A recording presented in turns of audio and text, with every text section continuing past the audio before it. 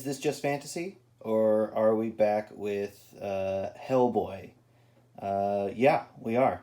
And we're back with my library edition of Hellboy Seed of Destruction and Wake the Devil, which is the second tale in the Hellboy universe. And Wake the Devil is, I think, where I had found a comic that I really liked to this is inspirational and motivating me to, like, I have to be a comic artist. I have other influences that gave me that drive and that push, but without a doubt, Wake the Devil, as far as Hellboy is concerned, was the start of its great influence on me as an artist and as a creator. And I mean, it just grows from there. There are other stories, of course, that are incredibly influential on me and many other artists and just creative people. I'm excited to talk about it. I would use my trade paperback of Wake the Devil, but a friend of mine is borrowing it, or I misplaced it. Pretty sure I know who has it. But in place of that, I have my copy of issue 2 to show just the size difference compared to your regular comic, and then to the library edition. I can't wait to talk about issue 2 because it's got one of my favorite comic panels of all time in it. But for right now, let's get into issue 1 of Wake the Devil.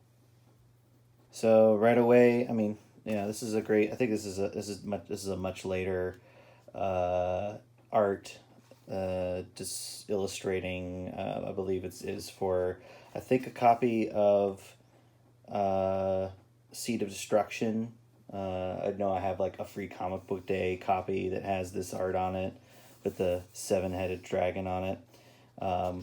That's something that I didn't talk about before. Is like it takes a lot of confidence to just do the letter M in a square, and yet I see that and I know, and even though by the art alone I know who drew it, that's confidence right there. But here, yeah, Wake the Devil, Mike Mignola as sole writing credit here, which is, I think, probably why it tips even further into influential for me, because it's just him writing and drawing.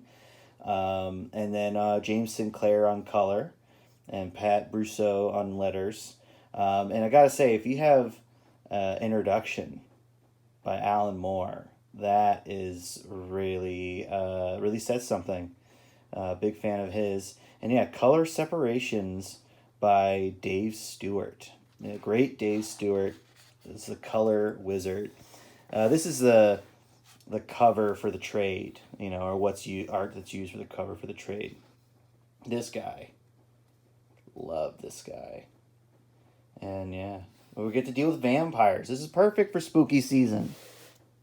Yeah, another great introduction to Hellboy by Alan Moore. If you have your trade kit, if you have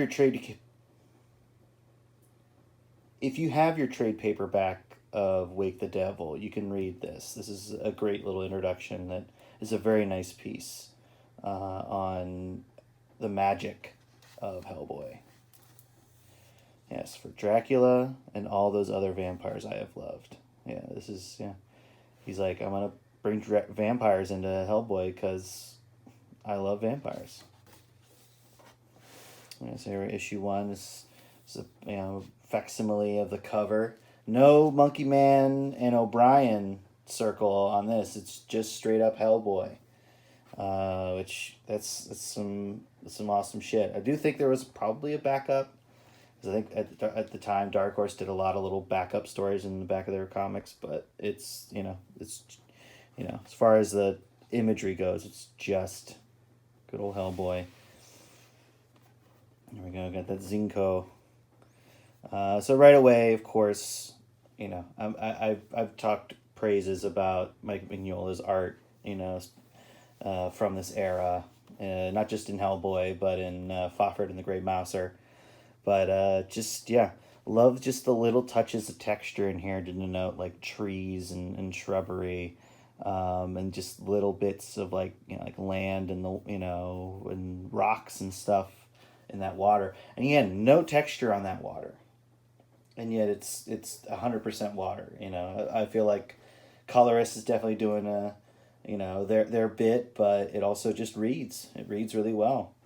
And yeah, great looking little castle here, as a setting here. And yeah, I just love that we're gonna just fade out into the harshness of the snow getting kicked up, and the whiteness of that snow, and just love the inclusion of bricks in there cutting into the black just adds a little texture to hook you onto the image. And yeah, I just also love, we don't need text over it. It's all we need. Is putting in a sense of place. This is, I think, where we finally get, not finally, but we definitely get a great sense of Mike Mignola's sense of pacing in a comic, and that he'll throw in lots of little silent panels that just further adds to the mood. It's like little cutaway shots in an old horror film. That's why it has such a great atmosphere.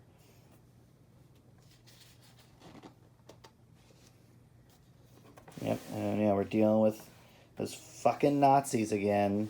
Goddamn Nazis, always causing trouble. Yeah, love these little marks in there that just to denote that that there's grass somewhere underneath there.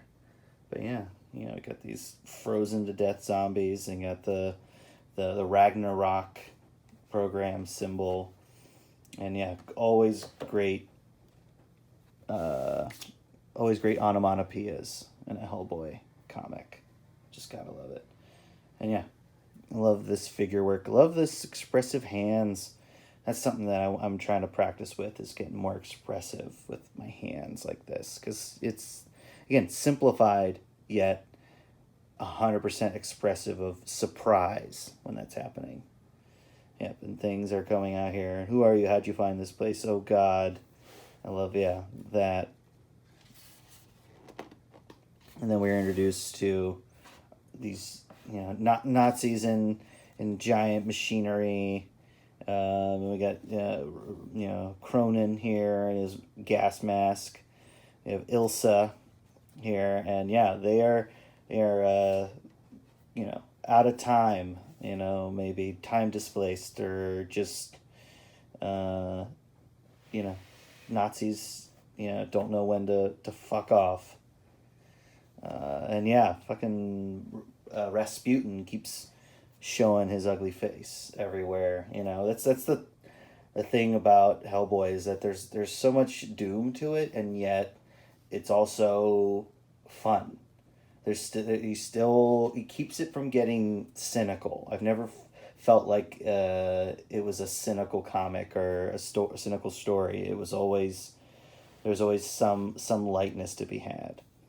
And I love this panel here. It's just an eye. He throws in a little more, little marks in there to denote detail and texture, but it's also just, super stark and simplified. Gosh.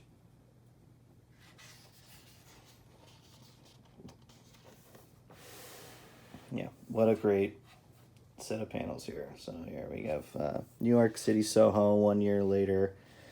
And in this like wax museum, it seems, here we have I love this devil holding the card 13. This lady, just what an amazing composition, and also just a great series of panels here. Just really give us a sense of place, and also just a mood. And this big ass bat here, all these skeletons partying. Man, I love Mignola's skeletons. That's potentially a tattoo for me. I don't know. I may be tacky to do that, but it's just great. Great art. Yeah, and then we're leaning into vampires. We have our good old friend Vlad the Impaler here, and then mixed in with all these figures is Ilsa, who is shooting this, getting this motherfucker killed, and then here we have our vampire antagonist of the series.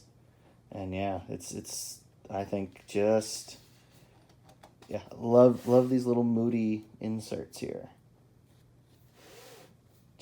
Just sets a feeling for it. And then we go back to our great Bureau for Paranormal Research and Defense. And we're getting our team together, and this is where I feel like Mignola gets into his mode of like, all right, I'm gonna dump all the info, almost like a James Bond movie, in at the head, and we're just going to cover the necessary details of like what their mission is, because that's how it's oriented, and it makes sense. It makes sense that they would be briefed on this. And honestly, I find like these kinds of scenes interesting just because it's like, okay, what are they dealing with? And who's all going on our mission, and we have Liz, we have Hellboy, and we have Abe, and then we have our assorted others in here, including Kate Corrigan.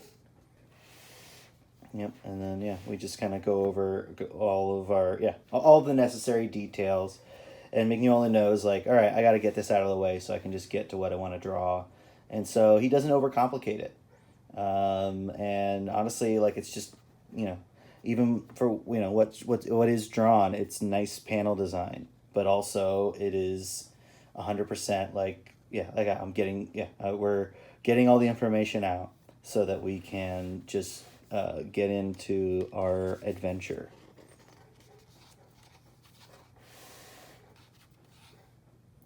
Yeah, but even through all this, we get these moments of Hellboy kind of registering certain things, like the Ragnarok program and the symbols and everything. Yeah, and it's where he comes from.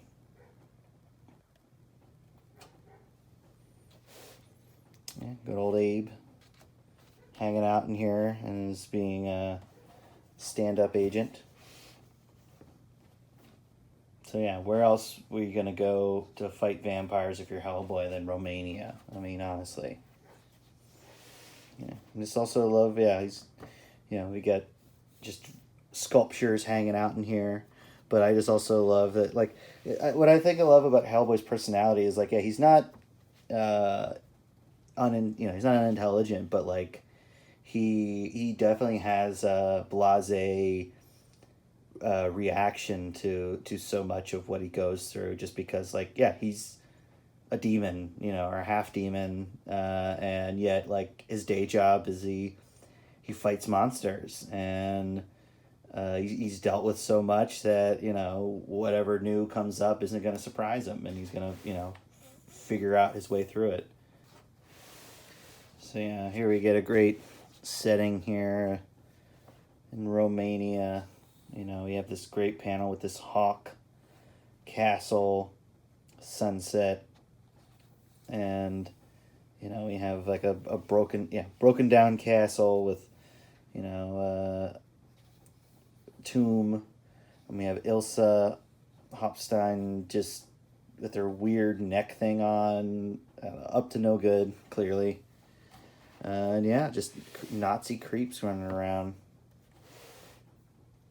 I also love this panel transition where she's being watched even from Norway. And these fucking creeps.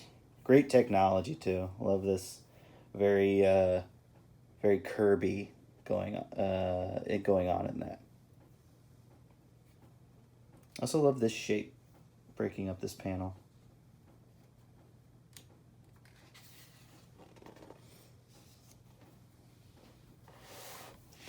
Yeah, and then this is, how about a monster movie for you? Look at this. Look at this great setup. And this creepy castle, all these bodies in here, all this Kirby crackle. Like, this is thrilling. And it's also like, or it's so cool to look at. No dull, never a dull panel, never a dull page. We have Hellboy on this jet airliner. and he's about to head out. What I like is that so there are other stories in between this and Seed of Destruction, but this is like the next, like the second volume, a second story that's out, and there's definitely other stories that I'm looking forward to cover, including the Chain Coffin. It's a great one. Yeah, and here's a classic moment, or a great moment for Hellboy, which is he puts on this jetpack, and let's just say it's faulty. He jumps out of this thing, and it doesn't work. And like, what a fucking panel! Which, first of all, love the simplification of this like town, this village down here, and him desperately trying to get this thing on. Love all the clicks there, and this final one causes him to explode, which it's got to be rough. And then we have Zinco, that corrupt company involved there, and yeah, Hellboy just explodes midair and is falling into this castle.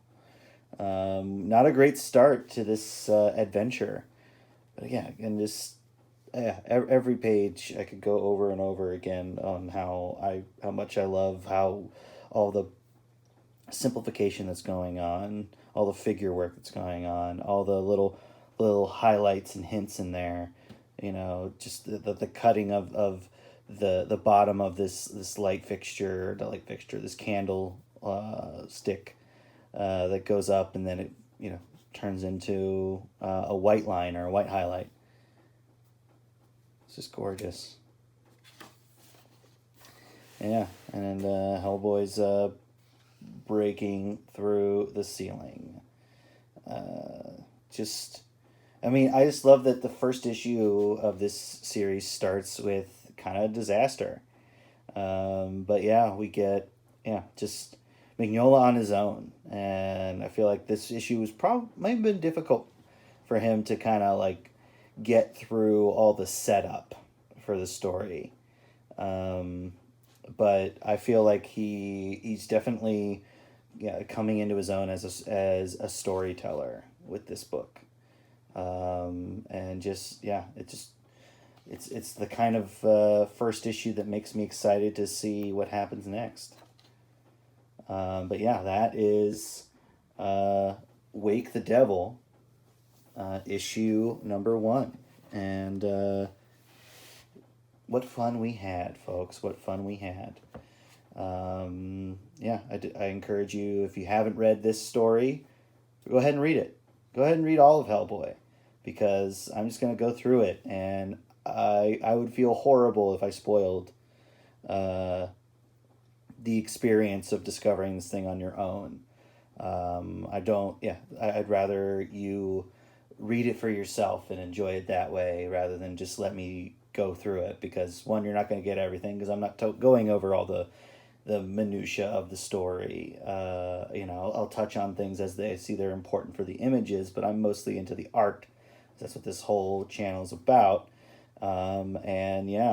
We are setting up our supernatural element in the vampires that are going to be raging across this comic series. I highly recommend it. Please go ahead and read it. And if you want to see where that inspiration that this comic gave me years ago, you can hopefully see it in my comic Side Questers and in my Hacks and Witchcraft comics. These are all comics I have made and are available for purchase on my website. You can also read them on Global Comics. But if you want to support the channel, buy my comics. And there's also some influence of Hellboy in my 3-panel origin comic and adjoining comic books, which are also available on my website. Fun and silly times, similar to the Tick. So check that out, and also buy these books if you like them. So yeah, next issue we get introduced to one of my favorite characters in the early days of Hellboy. So I'll see you then.